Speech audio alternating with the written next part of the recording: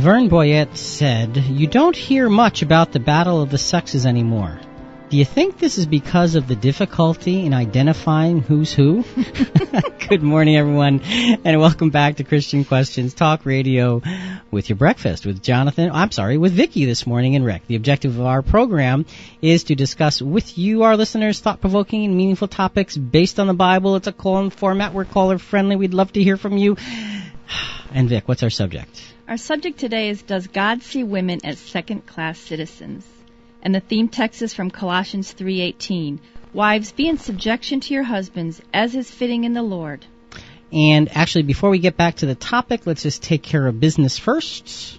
Well, you can check us out on the web at www.christianquestions.net, and there you can email us if you have questions. You can use the archives for personal Bible study. You can even listen to us live every Sunday morning. If you are interested in a Bible study, you can also email us and let us know that, and we'll see what we can do for you there as well.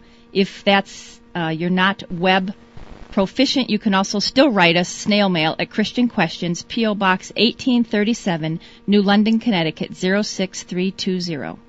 Thank you very much. That takes care of business. And back on to the subject at hand. Does God see women as second-class citizens? And again, Vic, just very briefly, there was a curse in the Old Testament that we started the program with. It was at the creation of man when man and woman sinned by disobeying the laws of God. They were given consequences, and one of the consequences of the woman was to be subject to her husband, and that her husband would rule over her. Mm-hmm. So you see that develop through the Old Testament. And we looked at Jesus dealing with this curse in the New Testament, and he helps us understand how it should really properly fit. And he respects women, he teaches them, they follow him, he talks to them, they're with him, they are some of his most loyal followers. And yet he doesn't make any apostles, because he's still keeping that curse intact. He's not going back on what God had said. We'd gotten to that point. We'd just gotten through one of the New Testament scriptures outside of Jesus' teachings, and we're going to be moving on to another, but I do understand we have a call. Why don't we take that first? Welcome to Christian Questions. To whom are we speaking? Hi. Aren't you glad I overslept last week? Good morning, Randall. Good morning. I actually have a lot, so I'm going to try to just do really quick.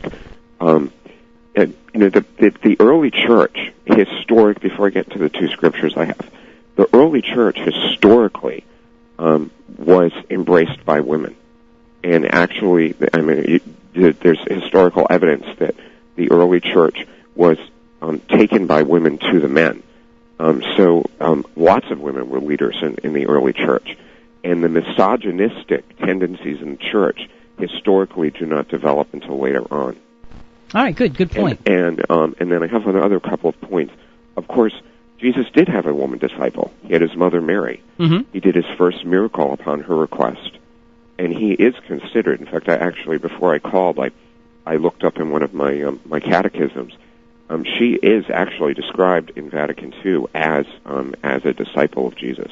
Right, and there's a difference between a disciple and an apostle. Yes. Right. Yeah. Okay. And then, of course, the church, the Song of Songs. Mm-hmm. You cannot read the Song of Songs without seeing the strong position that God has for women. Mm-hmm. And I'm just going to do one quick quote from here.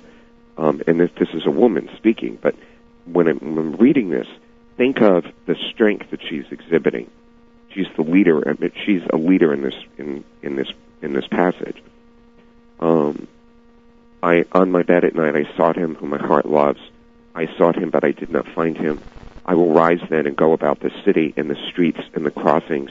I will seek him whom my heart loves. And of course it goes on.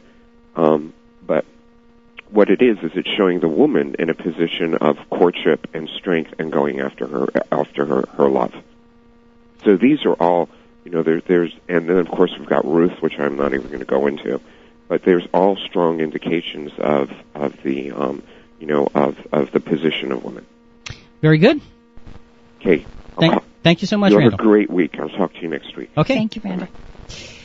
Some good points there. And again, it's important for us to understand the distinction between what it means that man shall rule over her versus dominate and subjugate and insult and put down and beat up and all of that. Right. There's a difference. And when we look at Scripture, we can see that women do have a very strong position, and yet it still says that they're in subjection. So we need to figure out, to look at, and to understand, what does that mean? Because there's a different approach, women versus men, scripturally. You cannot deny it. It doesn't appear just once. It appears a number of times.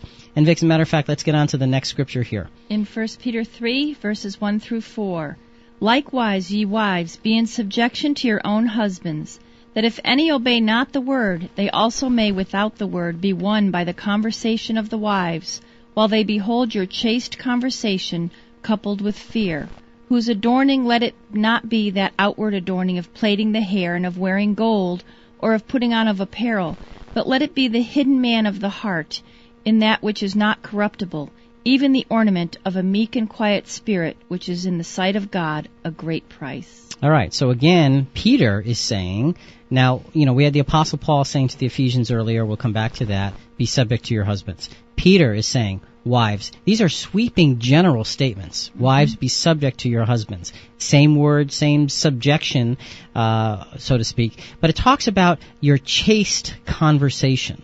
What does chaste mean? Chaste is innocent or modest. Okay, clean, innocent, or modest. Now, is that something that just a woman is supposed to have? And the answer is no. If we look at Philippians 4:8, let's read that real quick here. Finally, beloved, whatever is true, whatever is honorable, whatever is just, whatever is pure, whatever is pleasing, whatever is commendable, if there is any excellence and if there is anything worthy of praise, think about these things. And that word for pure in that scripture is the same word as chaste.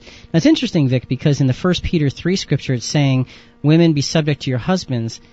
And then it says, if any obey not the word.